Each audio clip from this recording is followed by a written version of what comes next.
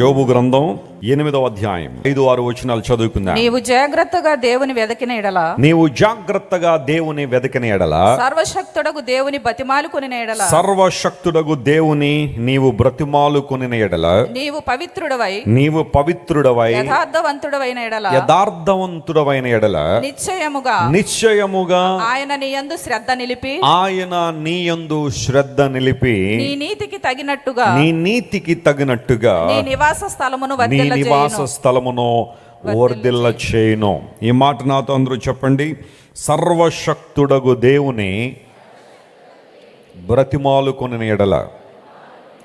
మనలో ఏ ఒక్కరికైనా దేవుణ్ణి ఆజ్ఞాపించే అధికారం ఉందా? చెప్పాలందరూ. లేదు కదా. మనం దేవుని దగ్గరికి వచ్చేది ఎందుకు అంటే ఆయన ఏం చేయాలా? బ్రతిమాలుకోవాలి. we need to beseech God. దేవుని బ్రతిమాలడం, ఆయన్ను బ్రతిమాలుకొని మనకు కావలసిన వాటిని పొందుకోవడం. యోబు గారికి 3 స్నేహితులు ఉన్నారు. ఆ స్నేహితుల పేర్లు మనం జాగ్రత్తగా పరిశీలన చేస్తే ఆ ఆర్డర్ మనం చూస్తే మొదట ఆయన పేరు ఎలీఫజు. అందరూ చెప్పండి ఆయన పేరేంటి? రెండో ఆయన పేరు బిల్దదు. మూడో ఆయన పేరు జోఫరు. విన్నారా పేర్లు ఎప్పుడైనా? కొత్తగా ఉన్నాయా? బైబిల్ చదువుతుంటే ఇలాంటి పేర్లు అప్పుడప్పుడు మనకి కనబడతా ఉంటాయి. చదవాలి బైబిల్. ఎలీఫజు, తెమానీయుడైన ఎలీఫజు, షూహీడైన బిల్దదు, నైమాతీయుడైన జోఫరు. ఈ 3 కూడా ఫ్రెండ్స్ యోబు గారికి. ఆయన కష్టం రాగానే ఆయన ఆదరిద్దామని, ఆయన ధైర్యపరుద్దామని 3 వచ్చారు.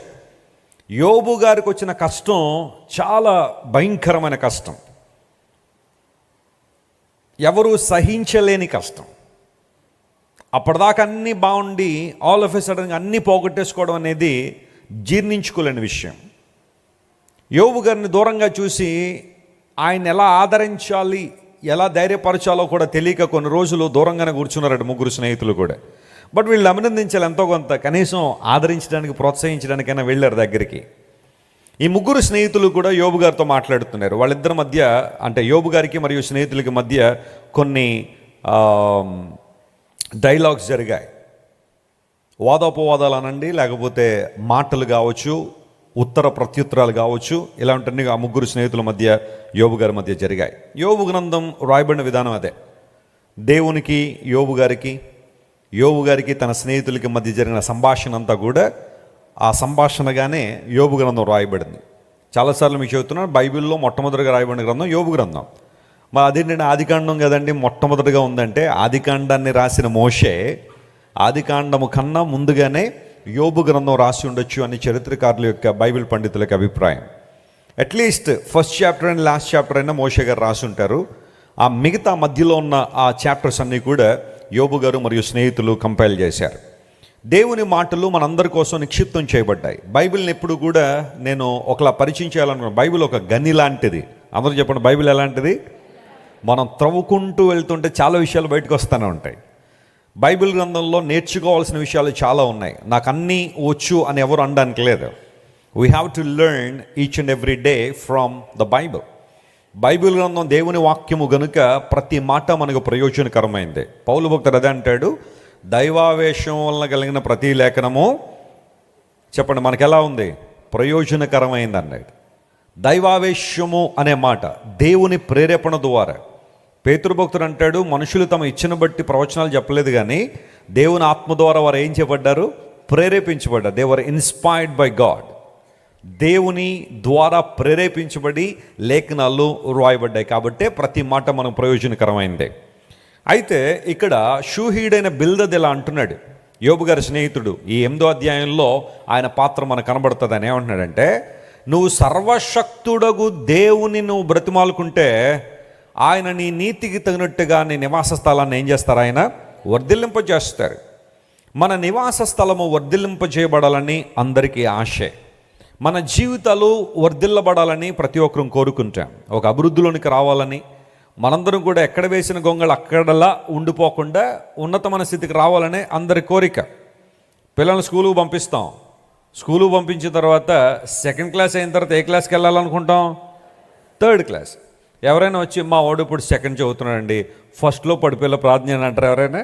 అడగరు. ప్రమోషన్ కావాలి కదా, సెకండ్ అండ్ థర్డ్కి వెళ్ళాలి, థర్డ్ నుండి ఫోర్త్, ఫిఫ్త్, 10th, అక్కడ నుంచి ఇంటర్, డిగ్రీ, పీజీ, పిహెచ్డి, ఇలాంటివన్నీ చేయడానికి స్టెప్ బై స్టెప్ ఎక్కాలనుకుంటారు. కానీ మా అబ్బాయి ఈరోజు 7th చదువుతున్నాడండి, వచ్చే సంవత్సరం 6th చదివేలా కొంచెం గట్టిగా ప్రార్థన ఎవరు అడగరు కదా. We need promotion, we need development, we focus on prosperity and everything. ఉద్యోగంలో ప్రమోషన్ కోసం ప్రార్థించేమని అడిగేవాళ్ళు ఉంటారు, జీతాలు పెరగాలని కోరుకునే వాళ్ళు ఉంటారు. కానీ కొంచెం మా జీవితం తరిగేలా ప్రార్థన చేయడం ఎవరైనా అడుగుతారా? ప్రతి రంగంలో మనుషుల యొక్క ఆలోచన అదే. అయితే దేవుని వాక్యం సెలవిస్తూ ఉంది, నీ నివాస స్థలం వర్ధిల్లింప చేయాలి అంటే నీ నీతికి తగ్గట్టుగా దేవుడు నీ నివాస స్థలాన్ని వర్ధిల్లింపజేస్తాడు. ఇలాంటి కార్యాలు చూడాలంటే నువ్వు సర్వశక్తుడిని ఏం చేయాలంటే బ్రతిమాలాలి. బైబిల్ గ్రంథంలో దేవునికి ఉన్న అనేకమైన బిరుదుల్లో ఒక అద్భుతమైన బిరుదు ఏంటంటే, ఒక అద్భుతమైన పేరు ఏంటంటే గాడ్ ఈజ్ ఎల్ షద్దాయ్, సర్వశక్తుడు అని. మీరు ఎక్కడ బైబిల్లో చూసినా హిబ్రూలో వాడబడిన పదం షద్దాయ్ అనే పదం వాడబడింది. ఎల్ షద్దాయ్ అనగా సర్వశక్తి గల దేవుడు. ఆ హిబ్రూ పదం ఎల్ షద్దాయ్ అన్న ఆ హిబ్రూ పదాన్ని ఇంగ్లీష్లో ఆల్ మైటీ అనే పదం వాడారు. ఆల్ మైటీ గాడ్ అంటాం కదా. ఆల్ మైటీ గాడ్ అంటే దేవుడు సర్వశక్తి గలవాడని ఏదైనా చేయగలడు. తన యొక్క ప్రణాళికలు నెరవేర్చుకోవడానికి, తన ఉద్దేశాలు నెరవేర్చుకోవడానికి, ఎప్పుడైనా ఏ స్థాయిలోనైనా ఎలాంటి అద్భుతాన్నన్నా చేయడానికి దేవుడు ఎప్పుడు సామర్థ్యం కలిగిన వాడే, సర్వశక్తుడైన దేవుడు. అబ్రహాంతో దేవుడు మాట్లాడితే అదన్నాడు, నేను సర్వశక్తి గల దేవుడు అన్నాడు. ఇస్సాకుతో దేవుడు అదే మాట చెప్పాడు, యాకోబుతో అదే మాట చెప్పాడు, ఇశ్రాయేలు ప్రజలతో అదే మాట చెప్పాడు. ఈరోజు మనతో కూడా అదే మాట చెబుతున్నాడు ఆయన, నేను ఎలాంటి దేవుణ్ణి? సర్వశక్తి గల దేవుణ్ణి. దేవుని యొక్క సర్వశక్తిని మనం ఎప్పుడైతే అర్థం చేసుకుంటామో విశ్వాస జీవితంలో మెట్టెక్కుతాం. మనం ఖచ్చితంగా ఒక ఉన్నతమైన స్థానానికి వస్తాం. ఆయన సర్వశక్తుడు, సమస్తము చేయగలిగినవాడు. కొన్నిసార్లు మన జీవితాల్లో అసాధ్యమైన వాటిని చూసి అలజడి చెందుతూ ఉంటాం, ఆందోళన చెందుతూ ఉంటాం.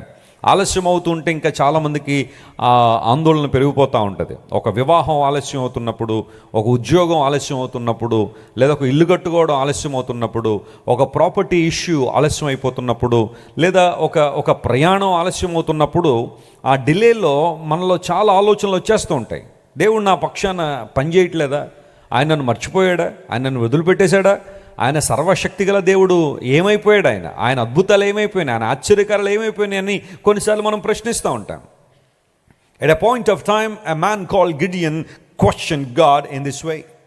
ఒక సందర్భంలో గిద్యోను అనబడే ఒక వ్యక్తి ఇలాగ అడిగాడు, దేవుడు మాకు తోడుంటే ఏవి మా పితరుల జీవితాల్లో జరిగిన అద్భుతాలు ఏవి అని అడిగాడు.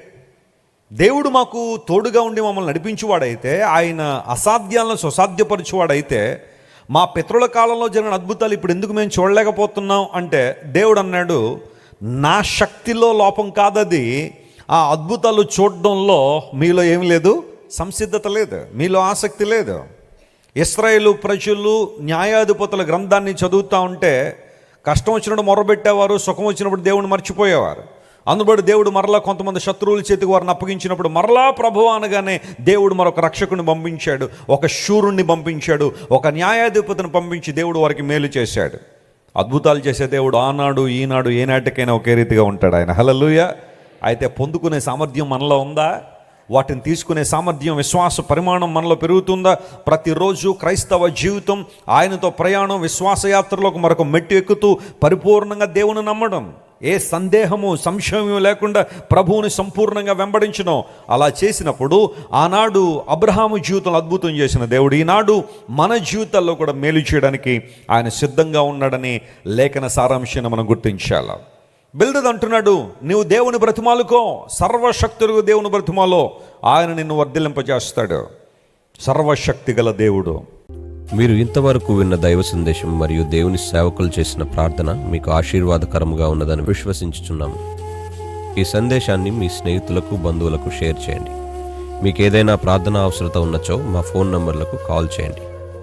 దేవుడు మిమ్మల్ని ప్రేరేపిస్తే విశ్వాసంతో సాగుచున్న ఈ పరిచర్యను ప్రోత్సహించండి. మరిన్ని వర్తమానాలు, పాటలు వినుటకు జాన్ వెస్లీ మినిస్ట్రీస్ అను మా యూట్యూబ్ ఛానల్ను సబ్స్క్రైబ్ చేసుకొనండి. ప్రభువైన యేసుక్రీస్తు కృప మీకు తోడైండును గాక.